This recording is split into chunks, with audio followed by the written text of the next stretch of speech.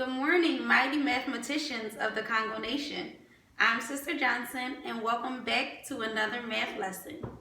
Today is Tuesday, April 28th, 2020. All right, scholars, so today we have two new concepts to learn. Let's begin by looking at some lesson vocabulary. For our vocabulary, we are going to learn the names of two new shapes. But before we learn those shapes, I want to teach you about parallel lines. Parallel. Parallel lines are two lines that move in the same direction, but are always the same distance apart.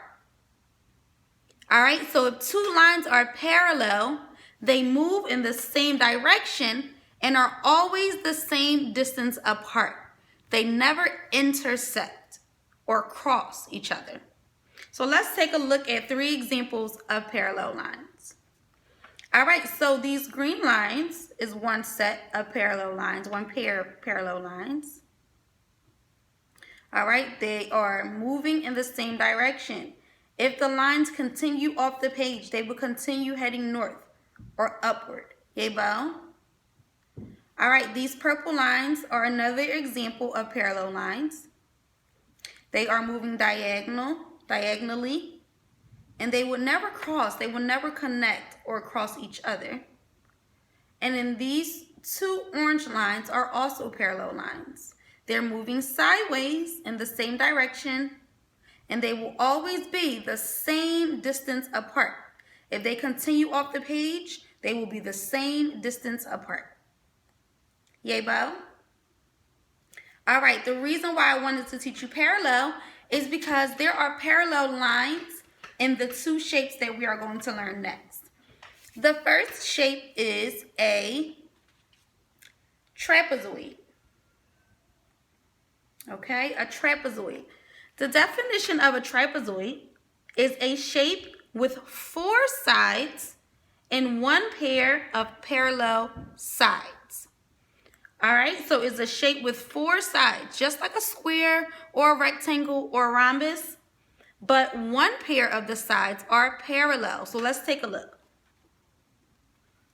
This is a trapezoid, Congo Nation. So as you see, there are four sides. Let's count them. Moja and Billy Tattoo.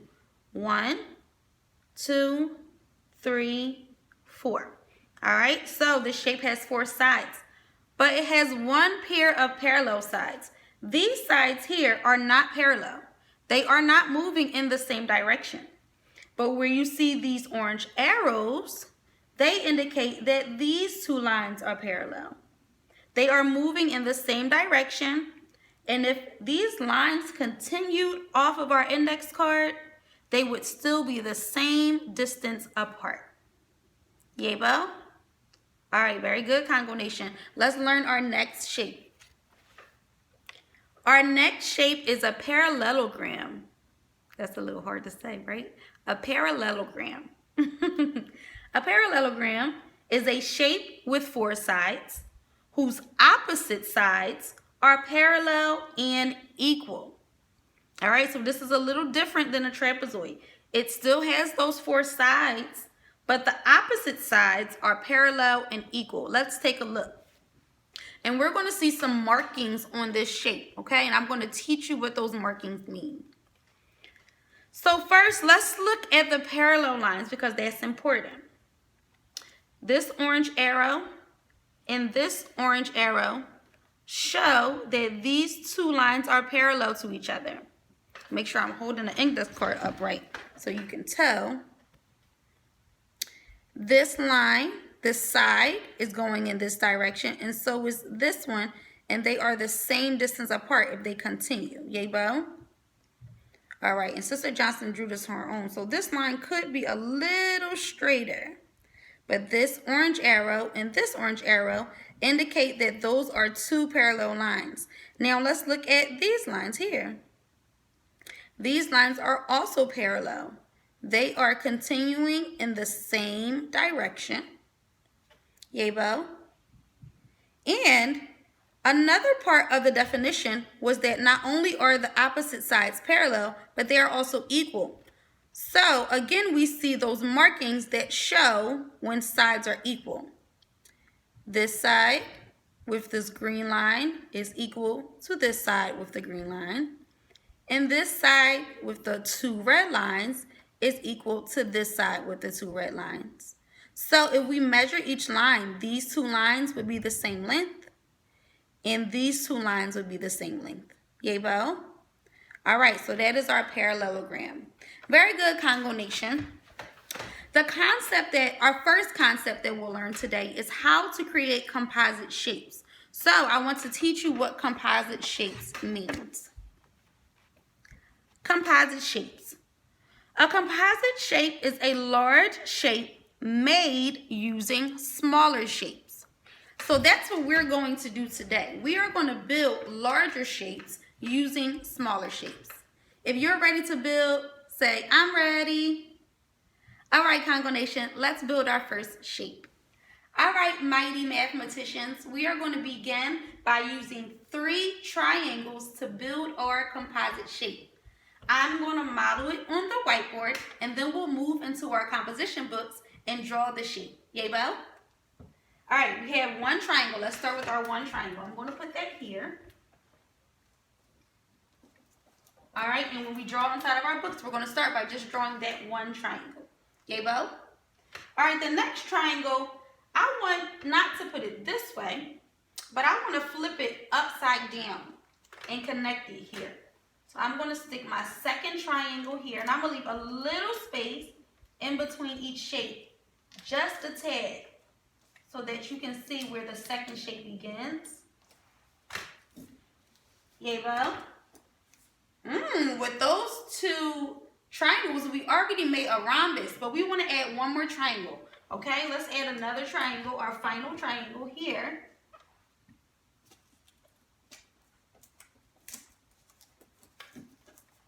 All right, Congo Nation, my composite shape is complete. Who can tell me the name of this shape? Oh, very good. I heard some mighty scholars give me the name. This is a trapezoid, the shape that we just learned, right? It's a shape with 4 sides. 1, 2, 3, 4, and 1 pair of parallel sides. This side here and this side here is moving in the same direction. Yay, Bo? All right, very good. So you guessed our first composite shape. Very good. All right, Congo. Now that we built our trapezoid on our whiteboard, we want to draw that inside of our composition book. So please head your paper with your first and last name, the date, the subject, which is math, and your heading is composite shapes. The first shape that I put up on the whiteboard was a triangle. So we're going to do that first. Let's draw a triangle. And you're going to follow Sister Johnson and draw just like I do. Congo, I used 3 lines to do my triangle. So I started here and then went 3 lines down to make my triangle. All right.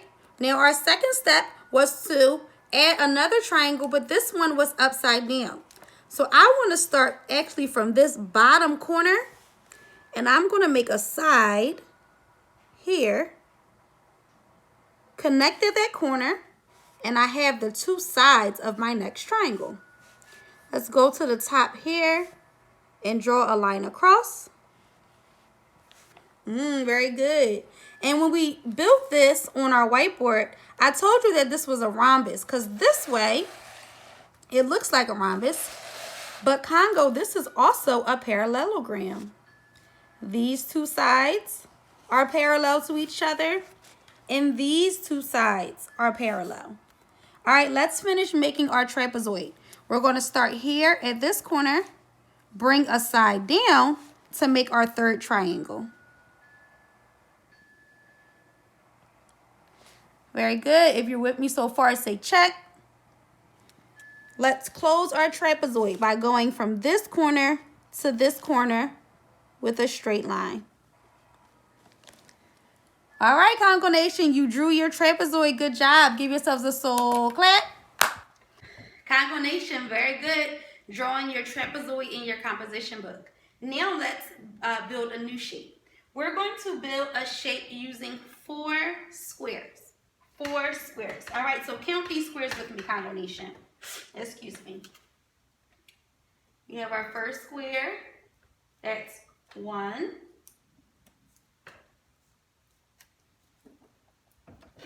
Second square is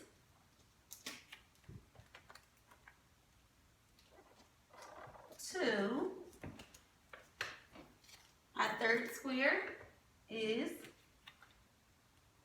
3. My square's a little crooked, I'm sorry. 3.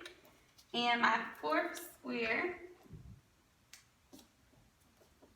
4. Very good. How many small squares did I use to build my composite shape?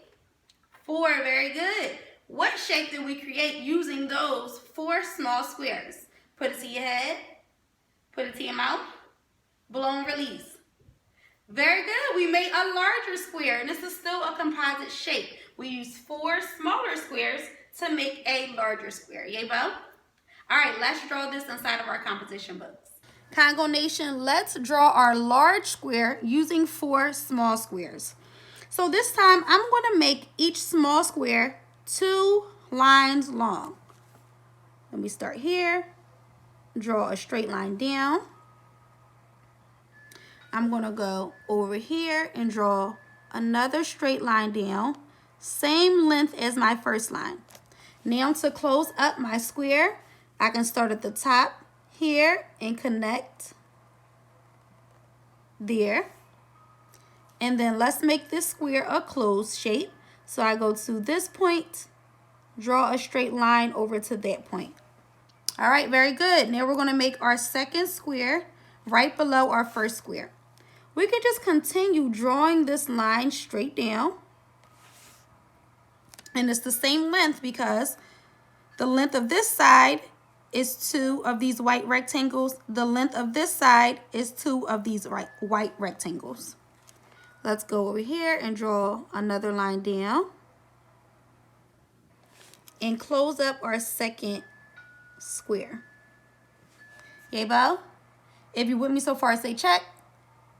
All right, Congo, but we use 4 squares for our larger square, so we have to draw 2 more. I'm going to start making my third square. Draw a line straight down.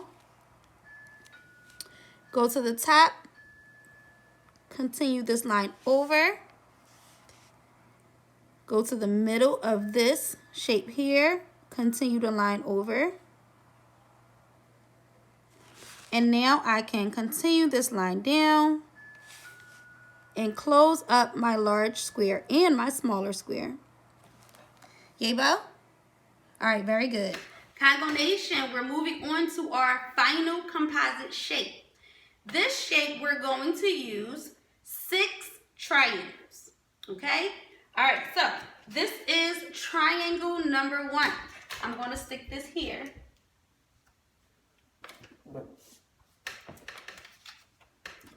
Triangle number 2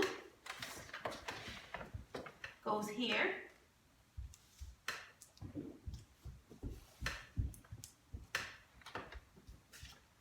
Triangle number 3 goes here. And if you already know what composite shape that we're building, very good. You want to keep it in your head. Composite shape number 4 or triangle number 4 goes here.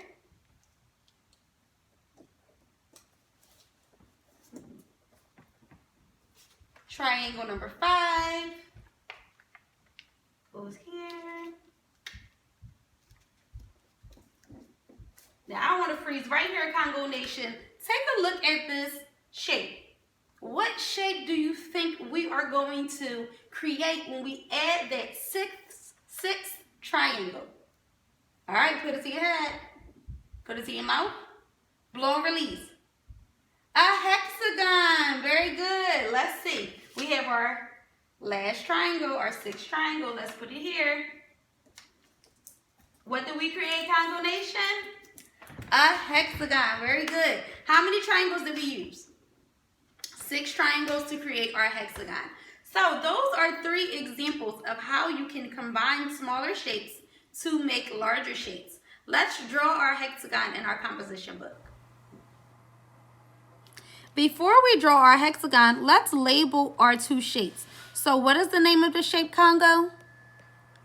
Very good. It's a trapezoid. Let's spell it.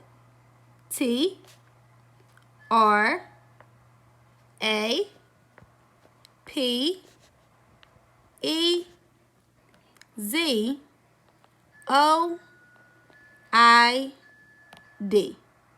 Very good. What is the name of this shape? Good job. That's a square. Let's spell it and write it together. S Q U A R E. Good job. Now we have to draw that hexagon. All right, and this is a little more challenging than our trapezoid and our square.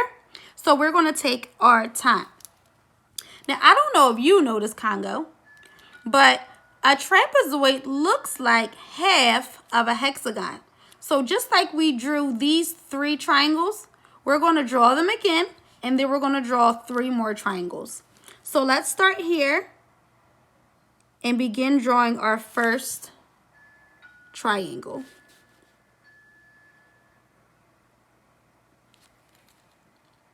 Okay, and remember, you can pause the video if you're not quite finished, but let's move on to our second triangle.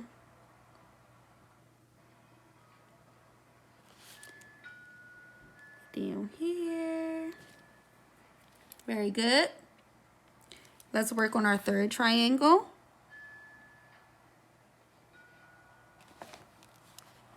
And I'm trying to make them as equal as I can. Let's bring this over here. Okay, I'm going to draw a triangle here that mirrors this triangle.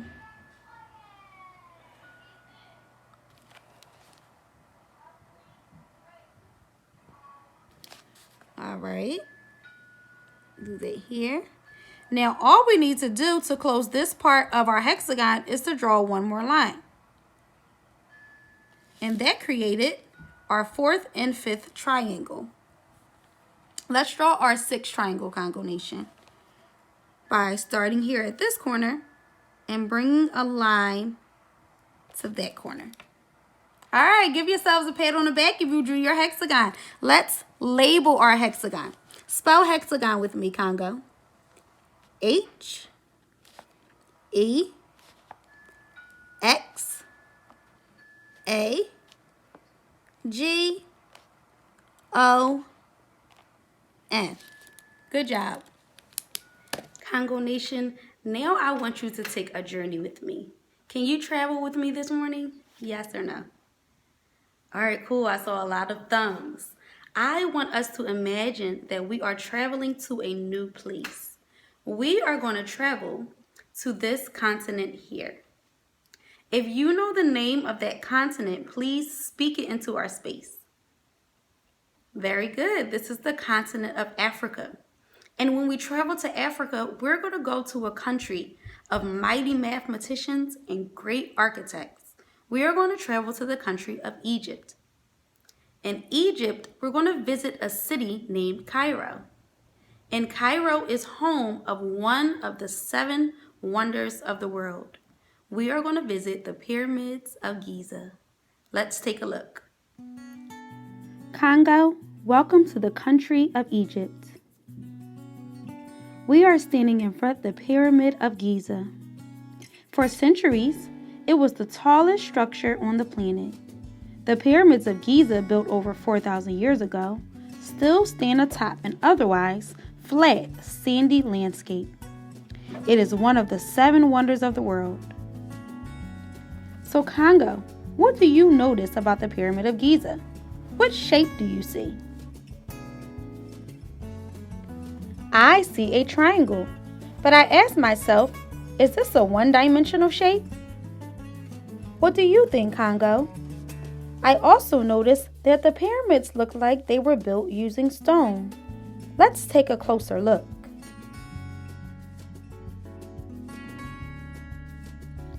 We were correct, Congo Nation. The pyramids were built using stone. What do you notice about the stones? What shape are they? Let's scribe about the pyramids in our composition books. Congo, now that we have stood in front of the Great Giza pyramids, let's answer some questions. You're going to answer these questions as your first problem set. Please head your paper with your first and last name, the date, the subject math, and your heading is problem set 1. For number 1, you're going to answer the question, what smaller shapes were used to create this pyramid?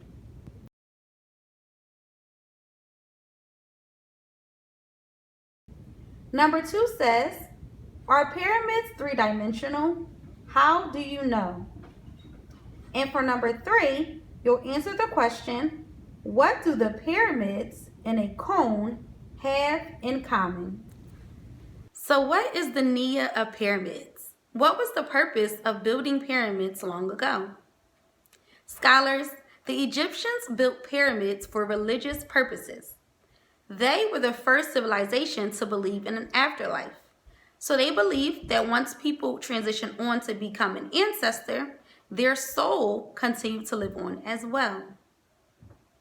Therefore, in order to pay homage, just as we pay homage to our ancestors when we pour libations or when we speak their name into the space, the Egyptians paid homage to their kings and queens by building grand tombs, also known as the pyramids. Congo, now I want you to imagine that you are a mighty architect, just like those Egyptians that built the pyramids. Let's think about our essential question of freedom. Who am I when I'm free to be my best family member? If you were able to design or build a home for your family, what would it look like?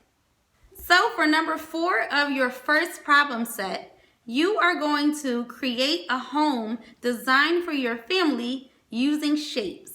Just as we made our composite shapes this morning, now it's your turn.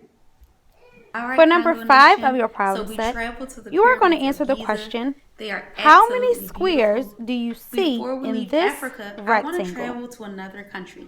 We're going to leave Congo, Egypt you may pause and travel to the to country count the of squares Ethiopia. now.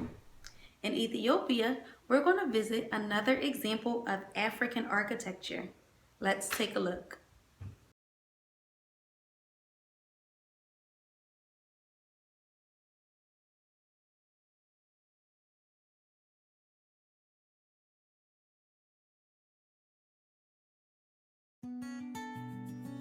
Welcome to the country of Ethiopia. We are now standing in front of the Ledetta Mercado of Ethiopia. The Ledetta is a shopping center. What three-dimensional shape is this shopping center? Please leave your answer below in the comments of this video. Congo, now it is time to complete your fluency assignment. Please take a few minutes to complete these 10 subtraction and addition problems. Once you're finished, you can resume this lesson. Next in our math lesson is to move on to our second concept. Our second concept is to name and count shapes as part of a whole. We have 2 vocabulary words that will help us do so. The first vocabulary word is equal parts. Equal parts are parts that are the same size and shape. So if we look at this square, and this square would represent our whole, this square has 2 parts. The 2 parts are in the shape of rectangles, and these 2 rectangles are the same size.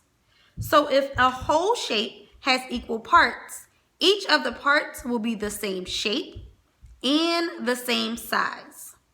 Yay, Bo? Our next vocabulary term is unequal parts. Unequal parts are parts that are not the same size and or the same shape. So let's take a look at this square. The square here will represent our whole. And as you see, there are parts inside of that larger square that are not the same size nor the same shape. All right, we have a square here, a rectangle here, a triangle here. This looks like a trapezoid here. All right, so this is a square that does not have equal parts, unequal parts. You may also see shapes that have the same shape within it, like our hexagon that had 6 triangles.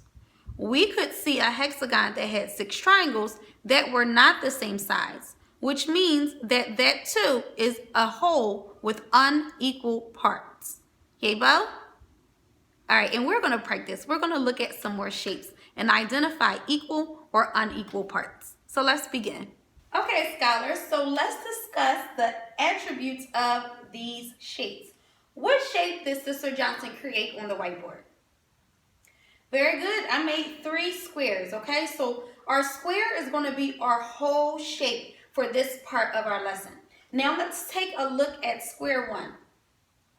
Congo, what did I use to create this composite shape? What shapes did I use to create this square?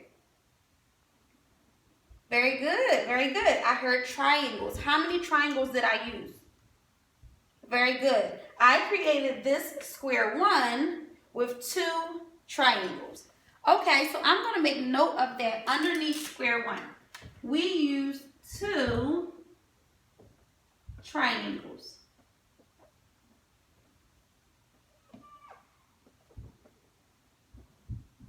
Okay, Bo? Okay, let's take a look at square 2. Square 2 is also a large square. But what parts did I use for square 2? Somebody give me one. Okay, very good. You can see a triangle here. All right, yes, I see 2 more triangles here. There's a square here. A smaller triangle here. There's a triangle down here. And then we have a parallelogram. Very good. So we use 2 large triangles, 2 medium-sized triangles, a small triangle, a square, and a parallelogram. I'm going to write that down. All together we use 1, 2, 3, 4, 5 triangles.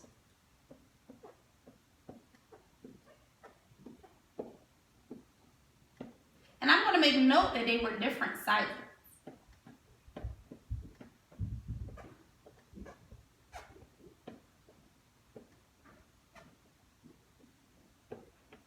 We also used 1 square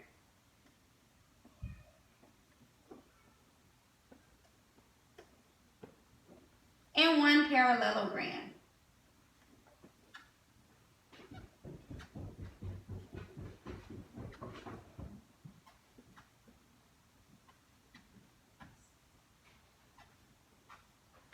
Okay, Bo?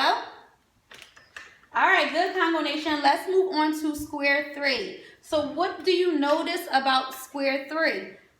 How many parts did I use to create square 3? Show me with your math fingers. Very good. I used 1, 2, 3. So there are 3 parts in square 3. What shape are those parts? Rectangles. Very good. So let's write 3 rectangles here. 3 rectangles.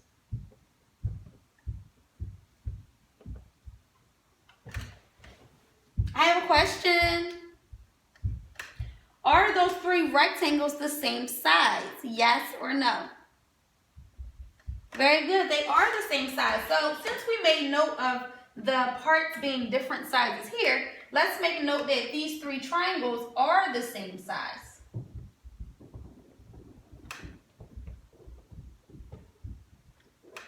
Okay? And then we can go back to square 1 and do the same. Are these 2 triangles the same size, Congo Nation? Yes or no? Yes, they are. Let's make note that they are the same size.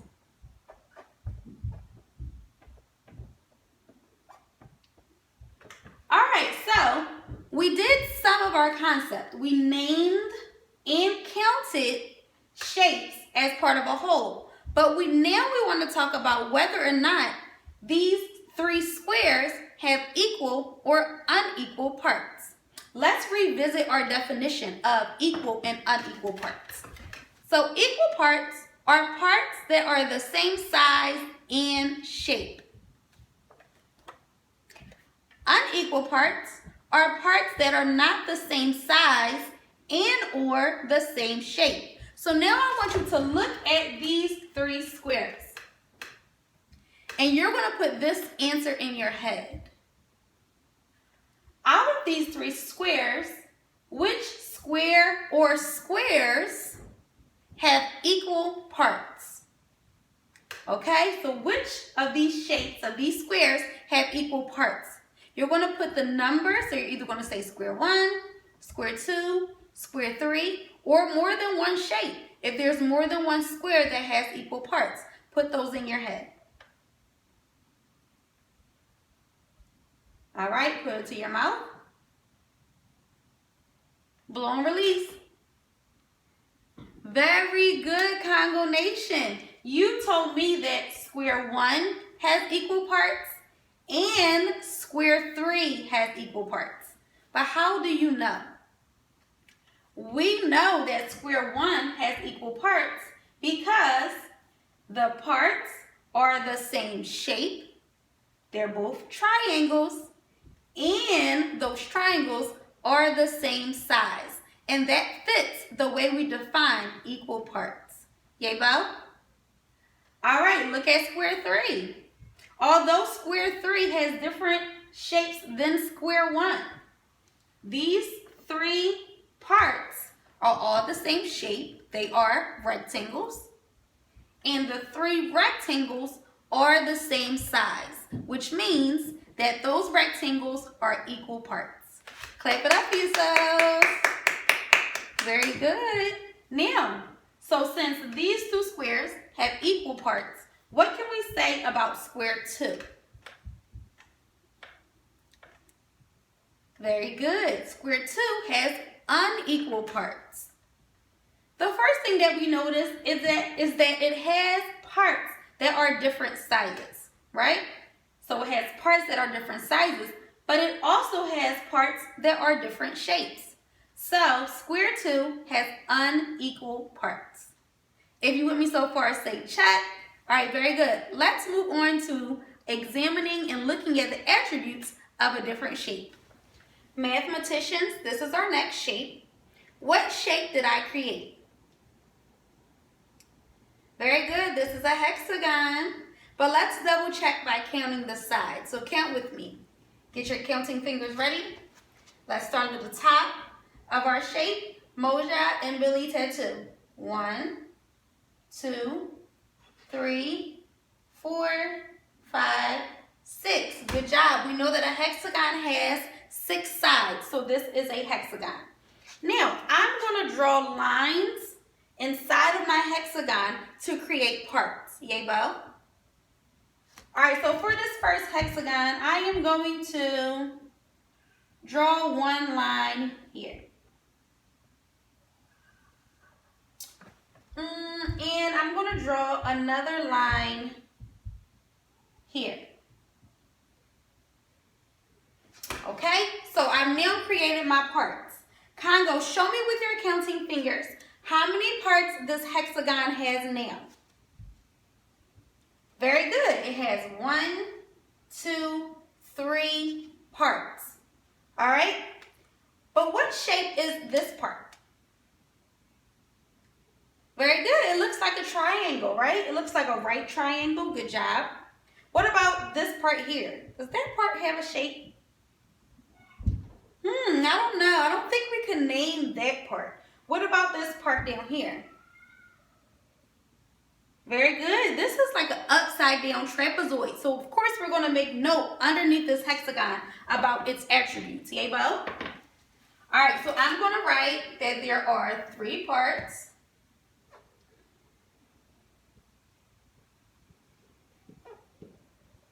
And we know that one part is a triangle. So there's one triangle in this hexagon.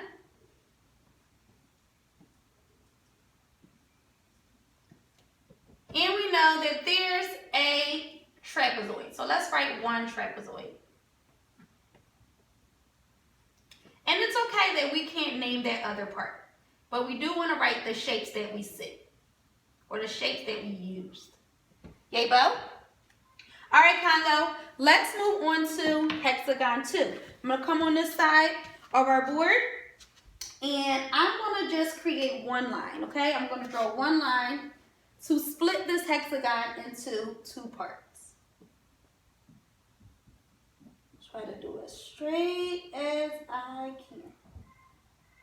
All right, Congo, I need you to imagine that as the straightest line you've ever seen. Congo, how many parts does our second hexagon have? Show me with your counting fingers. Very good. 1, 2.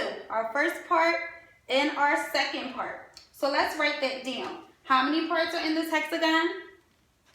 2 parts. Very good.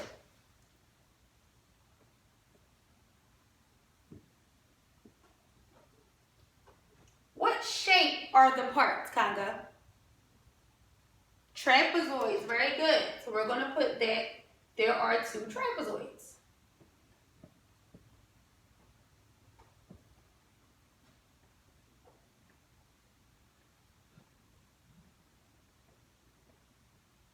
Let's take a look at the sides.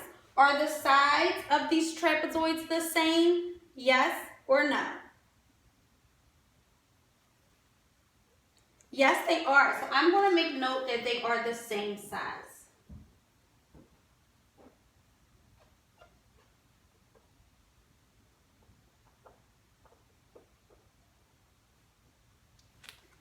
Okay?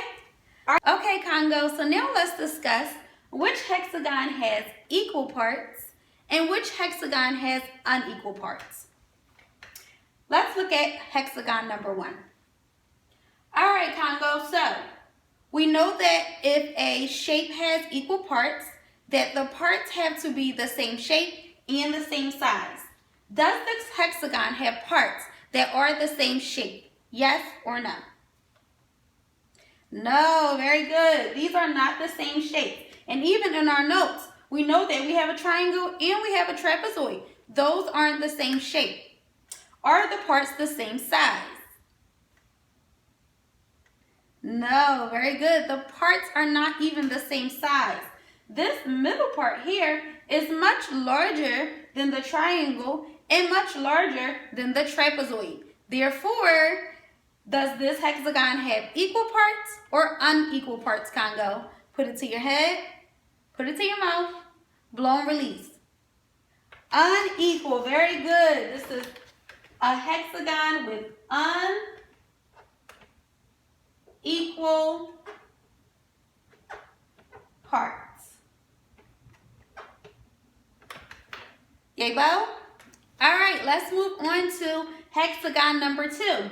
I have a question. All right, Congo. What shape are the 2 parts in this hexagon? Yes, very good. They are both trapezoids. So already we know that this hexagon has parts that are the same shape. Are the 2 trapezoids the same size? Yes or no? Yes, they are. So we can come to a conclusion. If this hexagon has 2 parts or just parts that are the same shape and the same size, does it have equal parts or unequal parts? Put it to your head, put it to your mouth, blow and release. Very good. This hexagon has equal parts.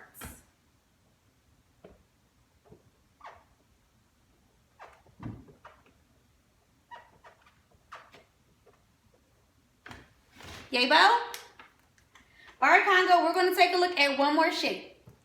All right, Congo Nation. So what shape did I create this time? Very good. Our whole shape is a triangle. This is triangle 1.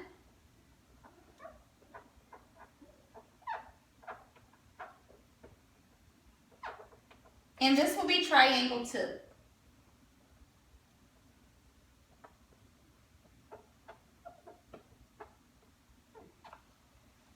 Okay, Bo?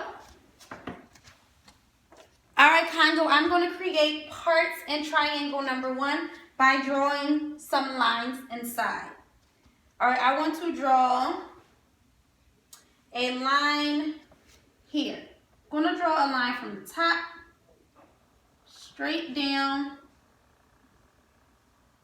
to the bottom of this triangle. Yay, Bo? Alright, let's move on to triangle number 2. For triangle number 2, I want to draw 2 lines inside. I'm going to draw a line here, straight across. And I'm going to draw a line down here. Yay, Bo? Alright, now I want for you to pause this video and I want you to write the attributes of each triangle by answering these questions. What shapes did I use to make the whole shape triangle, right? So what shape are our parts? How many parts are there? And are the parts the same size? Once you answer those questions, you write down the shape of the parts, how many parts there are, and whether or not the parts are the same size. Then you're going to move on to triangle 2 and do the same, okay? Count the parts, write how many parts there are, write the shape of each part, and write whether or not the parts are the same size. Yay, Bo? All right, I'll see you in a couple minutes. Okay, Congo Nation, good job writing the attributes for each of these triangles. Now you guys are going to tell me what information you wrote down, and I'm going to add it to our whiteboard. So the first thing, let's count the amount of parts in triangle number 1. How many parts did you write down, Congo? 1, 2. Very good. If you wrote that triangle number 1 has 2 parts, give yourself a ding, ding, ding. Very good. Triangle 1 has 2 parts. What shape are the parts? Good job. They're triangles. So there are 2 parts. Those 2 parts are triangles. And are these 2 triangles the same size? Yes or no? Very good. So let's write that the parts are the same size. Again, if we cut this larger triangle in half and fold these 2 triangles on top of each other, they would be the same size. All right, moving on to triangle number 2. How many parts are in triangle number 2? Good. 1, 2, 3. 1, 2, 3. So triangle 2 has 3 parts.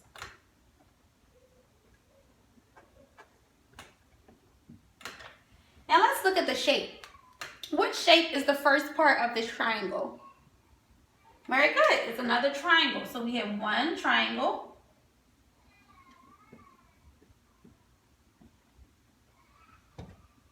And let me see what genius knew the shape of these 2 parts. What did you guys write down?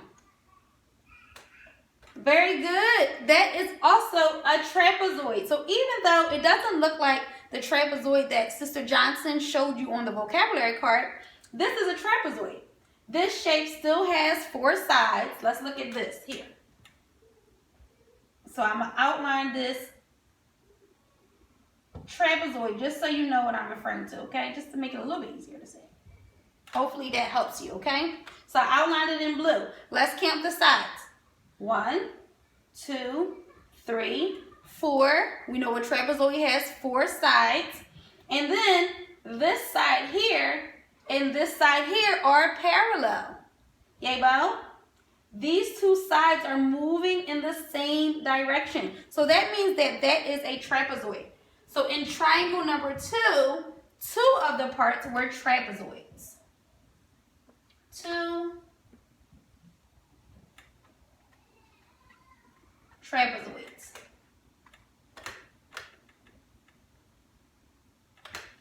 you wrote down these attributes, give yourself a soul clap. Very good. Now, which triangle is equal? Which triangle has equal parts? Show me with your counting fingers. 1 or 2? Let me see. Very good. Everyone is putting up their number 1 for triangle number 1. This triangle has 2 parts that are the same shape. They're both triangles. And those 2 triangles are the same size. So that means that triangle number 1 has equal parts.